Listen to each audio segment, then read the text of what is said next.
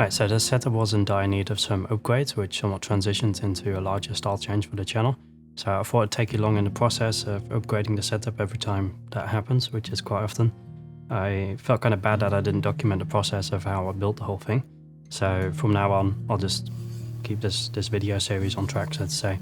And it's also in response to TobenOne sending over their dock. They first wanted me to do a review on it, but I told them like I can't really do reviews for the channel anymore. I want to change it into like a build only channel. And surprisingly they were like totally fine with that. They were like, yeah, just, you know, do whatever you want, which was really nice. Now currently there's a bunch of panels for editing and of course the whole camera system for recording these videos as you're seeing right now. So the key light is also mounted on it. You can just move it around in the space. One of the panels is kind of missing the Google Home that was usually in there because that Google Home went into the workbench, so I could ask that question during the build process. And so that's also the panel we'll be replacing with the TobenOne dock. It's built really solid, full metal construction. It's mostly made for like laptops, I believe. In this case, we'll be integrating it with the editing computers, so we won't be taking full functionality with it, but I will be making a setup in the future which is Mac only, and that's when that dock will really come in handy. So we'll probably use it again in a different build video.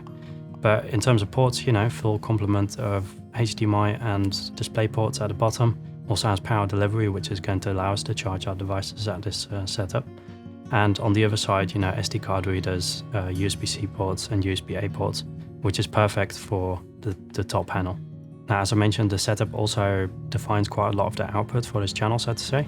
So we've since switched to a 2:1 ratio on the videos. And I just want to try this out for a little while, see what happens. People were commenting that I could grow the channel a lot faster, which is not the reason for switching to 2:1. I just, you know, I enjoy doing my own thing, and all the other setups are kind of a 2:1 ratio. So if you look at the overhead setup, that mouse pad is 60 by 120. So you'll be able to use like full width of the mouse pad and have a little bit more storytelling within the frame. It's also kind of in response to a switch I want to make in the future, where we might like step over to some anamorphic lenses. I've seen some really cool Blazer Remus lenses, which I'd love to get my hands on and give the channel a bit more of a unique style, so to say. So we can start off by creating a little 3D model for the new TobenOne dock. Ideally, I'd like to kind of show this dock off, but I think it won't really happen because it's going to be hidden mostly in the desk setup. I hope that TobenOne doesn't mind this. Now I'm also designing a little holder here for the USB switcher because I have two systems that I'm able to utilize, which we'll be able to switch between. Back in the day when I was building the setup, these 3D printed inserts all took like a couple of weeks to print because the Ender 3 V2 isn't that fast.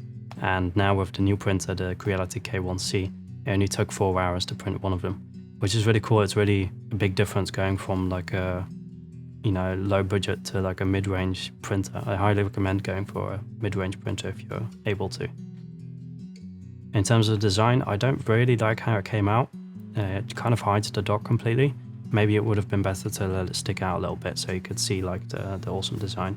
The installation was also quite a hassle. I had to take out all the cables because it takes quite a lot of room on the inside, and it can only be at the top, and it just about fits. It's pretty close to not fitting. But yeah, everything works okay. As I said, like the power delivery works really nicely. You're able to charge devices and just plug in hard drives and that kind of stuff. In the end, I just want the setup to look functional. It doesn't necessarily have to be like pretty or anything like that. Now in terms of camera gear, there's a couple of things I'd like to change. At the moment, everything is kind of hanging upside down, and it's a stationary Fuji X-T30, which never leaves the setup. What I would like to do is like be able to put in the X-H2S. So, you know, a complete redesign of how we mount that camera. What I did was I got some of these Arcosplis plates and wanted to add some of these shelf holders, which you can get off Amazon for like 10 euros.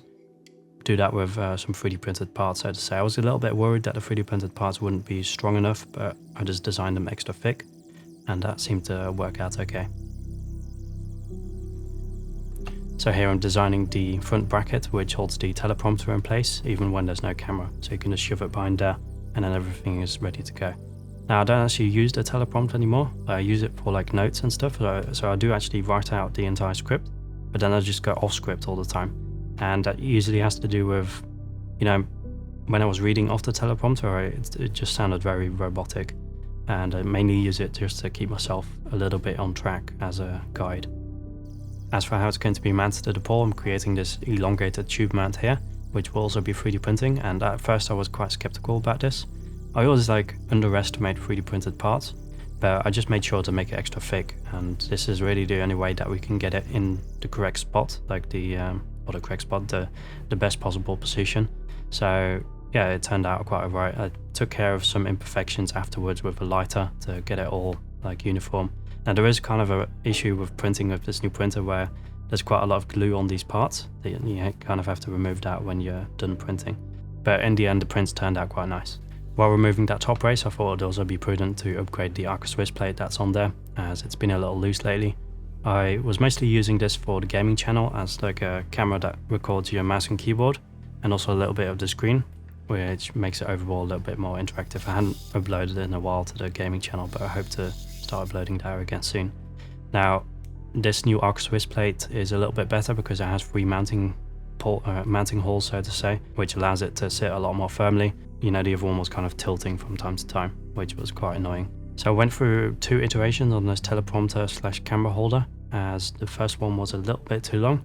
But the nice thing is, because we're modeling it ourselves, we can just print it to the correct size and everything will be like exactly where we want it. And I think this is one of the biggest upgrades to the setup today, because it allows us to just shoot in 6.2K and also an f-log2, which this is the only camera that's able to do that. The XT30 was like recording directly into the computer, and the footage from that, you know, it was really fast. I could edit it straight away, but it wasn't as crisp as this is.